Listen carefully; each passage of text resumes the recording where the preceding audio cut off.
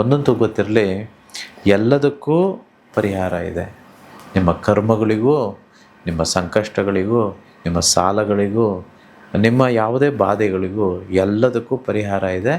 ಅದು ಒಳ್ಳೆಯ ಗುರುಗಳಿಂದ, ವಿಶ್ವದಿಂದ ಪರಿಹಾರ ಸಿಗುತ್ತೆ. ನಾವು ತೆಗೆದುಕೊಂಡ್ರೆ ಮಾತ್ರ.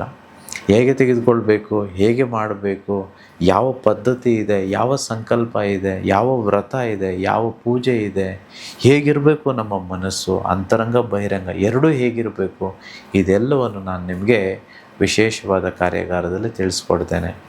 36 ದಿನಗಳ ಒಂದು ಲಕ್ಷ್ಮೀ ಕುಬೇರ ವ್ರತವನ್ನು ನಾವು ಮಾಡ್ತಿದ್ದೇವೆ.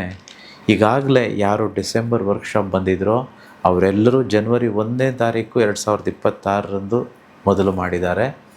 ಅವರು ಮಾಡ್ತಿರಲಿ.